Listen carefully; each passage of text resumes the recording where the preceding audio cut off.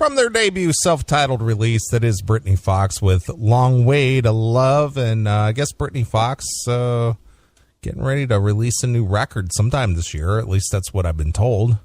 That's what we heard, but we sure haven't heard one word since, now have we? Yeah, the only thing I've heard about Britny Fox, the lineup minus Michael Kelly Smith on guitar, I guess they're playing like the M3 festival in, what is it, April or May? Yeah, like the 1st of May or 3rd of May or something. Yeah. So, I like those guys. Sometime, I guess I'd like to get Tommy Paris back on the show. Yeah, we'll get those guys. We'll get them back on the show. That time we had Billy Childs on the show, that guy was all over the place, remember? Yeah, he was. Didn't we think he was high or something? Yeah, I thought he was doing what? He was doing like some kind of an Aerosmith tribute band or something? Yeah, something like that, yeah. Yeah, and then they were out. What was the reason we interviewed him? Was it because Britney was doing some kind of shows or something? I can't. Reissue of something or something. Yeah. I think there was like some sort of a reissue of something. The live album or something. I don't know. Yeah, this was what, like 2007 or something?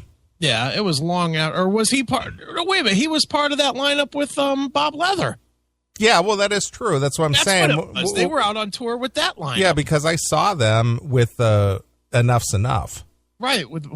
There was like 10 people in the place. Not Bob Leather. What was his name then? Tommy Crash. Tommy Crash. That's right. Yep. Yeah. That's what he was doing. That's why we were talking to him, because he was out on tour with. Yeah, I could. It's been so long ago. I just couldn't remember why we were talking to him. But boy, he was all over the place. Yeah, he was a little scattered. Just a little. Nice guy though. I hung out with them back in, I think it was like 2000 or 2001, and the original lineup minus Dizzy Dean. Right. It was the Bite Down Hard lineup. Yeah. And, real nice guys. They were touring with Doro. Mm-hmm. And it was at your former friend passed away, Krzyzewski. Oh, Mitch. Yeah, at the Flying Machine? Yeah, well, where was it? It was at, I think that's where it was at, yeah. Yeah, that was at the Flying Machine, because... Way out in the rain. Yeah, you had to take a fucking plane to get there. Yeah. Yeah, it was far. But, I sort of remember that. Britny Fox is one of those bands I don't think I've ever seen. That I like. One of the few that I actually like that I don't think I've ever witnessed. Well, maybe you'll have the opportunity if and when they get, rolling along and start doing some shows. No Michael Kelly Smith, no Britny Fox. Yeah, right. Come on. Now, a band like that was a C-level band always. Does it really matter? Not at all. I mean, would you... Honestly, Britny Fox, if 4 guys came to your city and said they were Britny Fox, would anyone know the difference? Only the real hardcores that, remember the music videos, I guess. If you had never seen Britny Fox before and hung out with these guys... Like today, if they said Britny Fox was coming to town, it was really just 4 guys from fucking Gary. Would you know the difference? Probably not. You'd be like, yeah, these guys are good. They still got it. Right. Sure. I can't imagine anybody would. It'd be like McQueen Street. If McQueen Street was announced in your town, would you know that it's the originals versus the fucking imposters? I don't know anything about that band. Obviously I have both of their CDs, but I don't know anything about them as far as the individual players were concerned. Yeah, or Vane. If Vane came to your town, would you recognize anybody? Obviously the only one who really counts is Davey Vane. Yeah, but would you recognize him? If a guy sounded like him, would you recognize that, hey, that's not him? Well, I've seen Davey Vane, but would I be so hardcore to say that's not him? No, not at all. I don't think you would. You'd be like, yeah, whatever, $10. This is great. Yeah. That's the whole thing. With most of these bands, those bands, the second level, no one would know the difference. Right. I think that's why they do it. I think a band like Rat, they're screwed by their own former success. Well, sure. Bands that didn't make it, they can tour all day long. Right. Well, Metal Church. would you recognize the Metal Church guys? Yes and no, only because it's hard for me to answer that question because I am such a fan. Yeah, but even now, Mike Howe, he cut all his hair off. He looks like Gary Cherone. True, he does. I mean, I wouldn't recognize him from Ton of Bricks days. No, not at all. And I wouldn't recognize, now Vanderhoof has a bald head now instead of long hair. I wouldn't recognize him. Yep. I don't think the other guys are like the original guys. No, they're not the original guys. And what happened to Dave Marshall? Wasn't he one of the guys? Yeah, well, he's out. He retired or something. I don't know.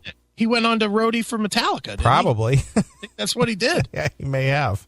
Because he's the guy that stepped in when Hetfield got burned up. He's the guy that played the guitar for those shows when Hetfield got burned. You're right. Yeah, so I'm pretty sure that's what he did. He left Metal Church to roadie for Metallica. Sure. So I don't know that, I think a lot of those bands you wouldn't recognize. Well,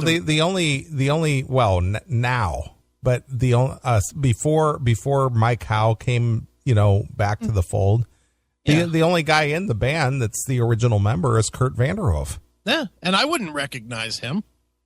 I wouldn't recognize that guy today, and I've fucking sat with him for hours. Right. And I swear to God, if Kurt Vanderhoof was sitting at my kitchen table, I'd be wondering if he was here to do my taxes or something. I would not think for a minute, hey, he's here because he's from Metal Church. Right. He doesn't look like a metal guy. No. And he certainly doesn't look like the metal guy from 1988 or whatever. No. Not at all. Yeah, the lineup that was touring with our good friend Ronnie Monroe, there was the only guy in the band that was from Metal Church was Kurt. Right. Now they've got the second singer back, Mike Howe, so he's sort of got the Metal Church legacy. I mean, because he did make 4 albums with them. Right, sure. So, but I'm glad to see he's back. I can't wait to see a show. Right. Because I just love that band. I love their music. Yeah. Well, hey, why not, dude? And they're putting out quality too. I mean, that's the only fear I have for Metal Church is since they put it back together, restarted Metal Church, whatever you want to call it, they've been terribly inconsistent. And again, we love Ronnie Monroe. We are absolutely good friends with Ronnie. Not a huge fan of those records. Of his solo or the Metal Church records? Metal Church records. Yeah, the This Present Wasteland, weak. Was weak. Way to the World, weak.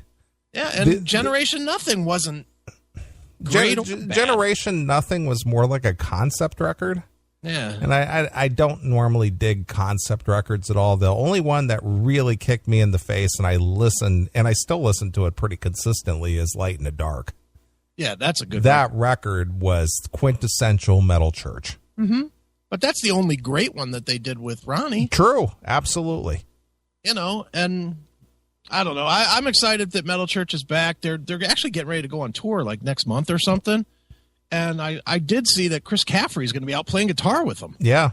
That'll be solid. That'll be solid. Is he stepping in for Kurt or something? No, Kurt's going to be there. They're going 2 guitars. The other guy had like a separated retina or something. Oh, okay. All right. I didn't know about that. I knew Caffrey was playing, but I didn't know the reason why. Yeah, the other guy did something and just separated his retina from his eye or something. He's having eye surgery. Okay. So Caffrey's going to step in and play those gigs. I was like, wow, that's going to be pretty good. Sure. Now, did you happen to see any of those promo videos that Rat Pack Records put out of the making of this Metal Church record and the video and everything? Didn't watch a single one of them. I did listen to the lyric video or whatever of the first song. Sure. Well, they did this whole thing, the making of the No Tomorrow video. Okay. And they were showing all the behind the scenes, shots of how they filmed this thing. Right. And I'm sure you remember back in the 80s when having a music video on MTV was, imperative for any band to make it. Oh, sure. Yeah. And those budgets for filming those videos were like $250,000. Right. At a minimum. Yeah. At a minimum. Mm-hmm. $250,000 to do one music video for 4 minutes. Right. Well, they were showing the behind the scenes making of the No Tomorrow video. Right. And because of technology, the way that it is, yeah, they used drones. Drones? Yeah, with cameras. Oh, shit. And they shot the video inside of a nuclear power plant cooling tower. Wow. And so they were using drone cameras. Now back in the day, they would have used a big boom and, big camera and, all this and that. They got such excellent video using a high-def camera and a drone to where they did all these overhead shots and stuff. See, that's cool. It's just that the quality of these cameras these days, as small as they are. Oh, yeah. They shot that whole video using, camera drones. Wow. Because they were flying. You've seen those big cooling towers at nuclear power plants. Well, they went to this decommissioned nuclear power plant out there and out there in Seattle, where they're from. Right. And they shot this whole video, and they were doing this flying this drone in the top of this cooling tower to look down on the band and stuff. It was just crazy. Wow. Dude, would you, even though I'm sure they were told it was safe, would you go in one of these things? I wouldn't. Well, the thing is that it's not a contaminated thing. And all the cooling tower does is it was used for cooling the rods. The rods are radioactive. Well, yeah, but they're contained though. But wouldn't the water? I don't know. No, the water just circulates around the casing. It doesn't, but it has to. The steam has to go through the tower, though, right? Yeah, but but the steam is what drives the generators. The steam powered generators. So those rods are, they're super hot, and so they flow water through there, and it turns it into steam, and then the steam runs the turbines, which turns the generators. It just sounds very equivalent. It's not Chernobyl. Come on now.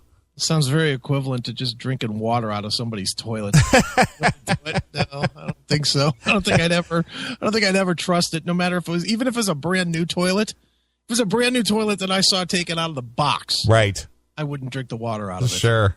And this is the same thing. I think no matter what, I've seen enough fucking horror movies of nuclear meltdown that I'd just be afraid to even deal with it. Right. Well, this is a decommissioned power plant, and all there's left is just like the cooling towers and stuff. It's it's dismantled. Right. And you just got to see the video to appreciate it, and the making of the video, because I'm just always amazed at the quality of these new cameras and this new technology. And no longer need a big cherry picker boom and a camera and a cameraman and all this other stuff. And so you can make these videos for just literally a couple $1,000. Right. Do you watch a lot of these kind of the making ofs? I love it. The tour diary stuff. I love it. Do you? See, I literally never watch any of it. I honestly could say I've never watched a single one. Yeah. It's just I like the technology. I mean, you've seen the CMS studio. Sure. So, I'm very technology guy. I love the equipment and what they use for what you don't see. Right. in the video, the way it's edited and everything, there's a lot of stuff, and you just don't see what goes into it, and then you go, oh, well, that's pretty simple. So what you're saying is, before long, we're going to see you on YouTube with the Neeley cam from the drone. Yeah, there you go. Flying around like off the balcony. Yeah, it'll be flying around inside the studio here, and you get different viewpoints as it flies around the entire console here. And you got enough room in your place. I do. I have the vaulted ceilings in here. You have the vaulted ceilings, and you have that balcony where you could drop it low and kind of aim up. Right. Yep. You could have some fun with that, actually. Sure. And drones are cheap as shit now, aren't they? Aren't they like $200? Yeah, it's not expensive at all. Well, the one thing that was on your Facebook, your friend Bill Peters, I think, put it on your Facebook, was that guy who flew the drone over where Geauga Lake Park was. Oh, yeah. Did you watch that? I never watched that stuff. I did. I watched it. I saw a picture and I was like, ugh, looks terrible. Yeah, but some guy, whoever it is, did the same thing. He took a drone and he flew all the way around that Geauga Lake Park. Wow.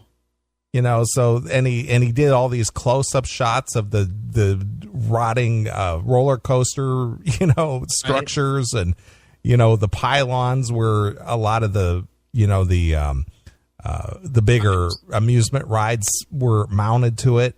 Right, sure. And through the buildings and stuff, he flew that drone all the way around there and inside and out and checked. You know, it was cool. pretty damn impressive. Oh, the world's just passing me by. I'm just not seeing anything anymore. But yeah, I did watch that. It was like 9 or 10 minutes long. All right. Because I saw it and it says, you know, the what did it say? Something about the Geauga Lake Park. No. What was it? Decaying Geauga Lake Park, and you know, the guy did the drone documentary thing, and it was pretty cool. Oh, that's cool. Yeah. Meanwhile, see, you're watching all kinds of cool stuff. Meanwhile, I'm either on marathons of House of Cards or fucking zit popping videos because I'm just sick. I can't stop watching those fucking cyst videos. I will watch any of them. So anytime that comes up through Facebook or whatever, hey, this is the biggest cyst ever. I'm in. It's disgusting. It is. It's gross as hell. Like they got like a quart of shit out of there, and it's just like, dude, I'm surprised you're not dead from some kind of septic infection. I don't understand how you let it get that bad. Yeah. I mean, if I get even the smallest zit anywhere on your back or something, man, I can't fucking scrub my back up enough to get rid of it. Right. You know, and these guys, I mean, some of this shit has to be years. Well, I don't know if it's years or months or whatever. I don't know how long it takes to accumulate that much pus and gross. But I mean, some of the shit. There was one on YouTube the other day. This thing had to be the size of a cup, like a regular full cup. Yeah, that's what I'm saying. It's almost like a pint of shit. Yeah, and I mean, they squeezed it and were squeezing for days. It seemed like it was fucking nasty. Well, I'm surprised whoever that happens to, that they don't end up getting some kind of septic infection in their blood. I know, it's disgusting, and then when they take it out, it's so fucking thick or whatever. It looks like they got shot in the face or in the wherever, because it comes out and leaves a big hole in their back or whatever. It's fucking nasty. Yeah, it's gross. And I can't watch enough of it.